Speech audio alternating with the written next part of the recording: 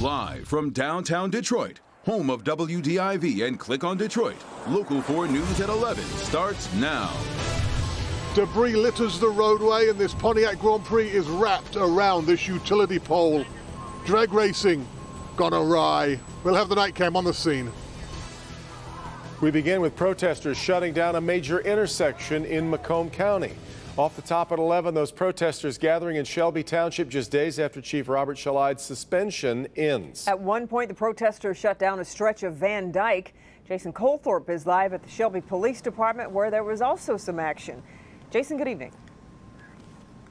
Good evening, Kim. It's actually what you don't see all over the police department that was what happened here. We'll get to that in a moment. Protesters were expecting a bigger crowd than normal. In the past, we've seen about 70. They had about half that with 40. Still, a lot happened out here tonight. Shelby Township Police Chief Bob Shalight's 1-month suspension is over, but the protests Black Lives Matter calling for his firing are not. He has no place running the police department in any city, and especially not one where my daughter has activities, and I don't want him in charge of anything. There's multiple levels of disgust with him, and he needs to step down. Protesters marched up and down Van Dyke. You're worried about children? What about the black children? At times clashing with counter-protesters there to support police. You want my address and phone number? Everybody's got the right to protest. That's why we're in America. But when you start ripping my American flag away, then you've crossed a boundary. They're crossing boundaries here because they're closing off streets and people can't get through. That's not how you protest. They also marched to the steps of the police department, where they used chalk to scrawl profanity-laced anti-police graffiti. That we're going to make noise. We're going to be heard and be acknowledged. That's what I was trying to explain to my daughter, that all people are not like this. That you have the right to protest and fight what you believe in, but can't take it too far. The march culminated at Van Dyke and 23 Mile, where protesters shut the intersection down to the displeasure of several onlookers.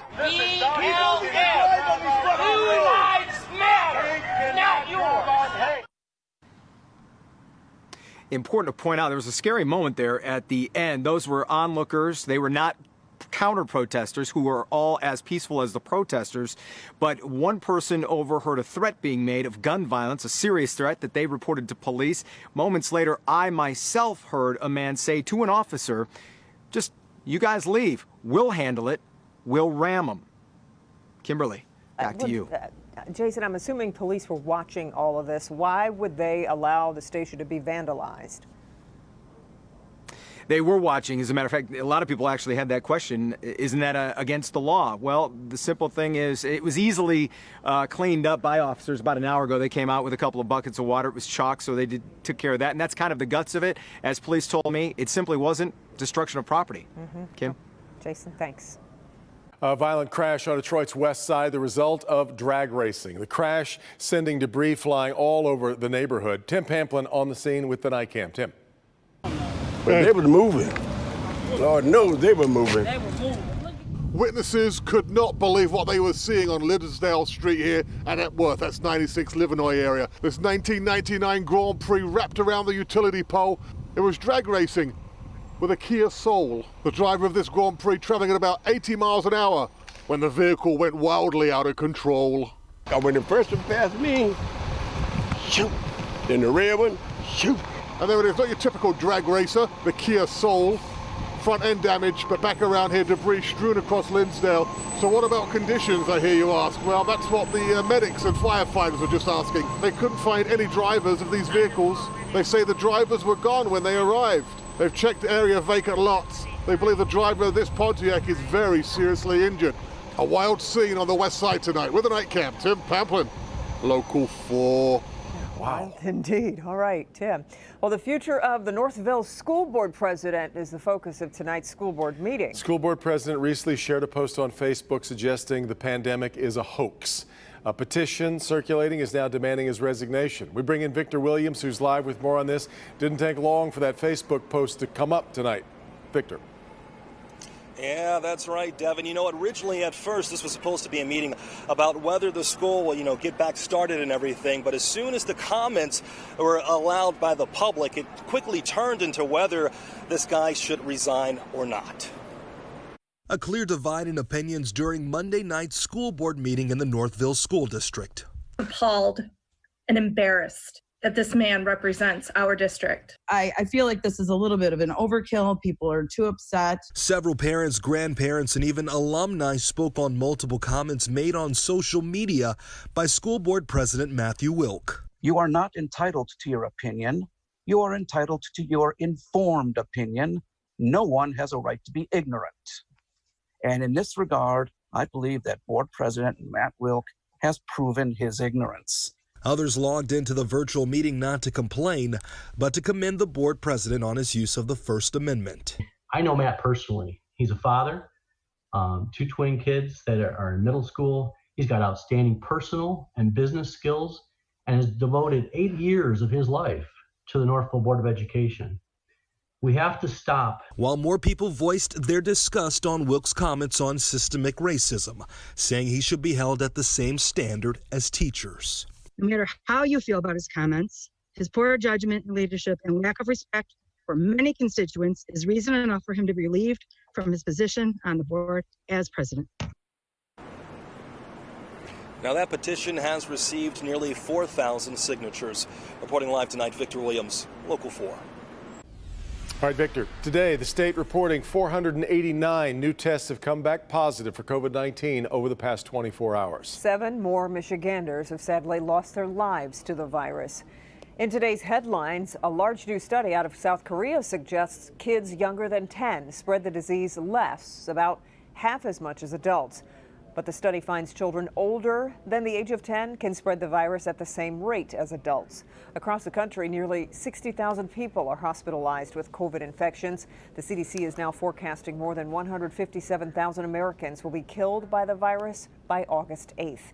And in Washington, President Trump is urging Americans to wear masks. Today, he tweeted this photo of himself wearing a mask, writing, quote, "Many people say that it is patriotic to wear a face mask when you can't socially distance." Police have identified the remains found near a park in White Lake Township. Police say they were those of 33-year-old Susie Zhao from Waterford Township, found last week in Pontiac Lake State Recreation Area.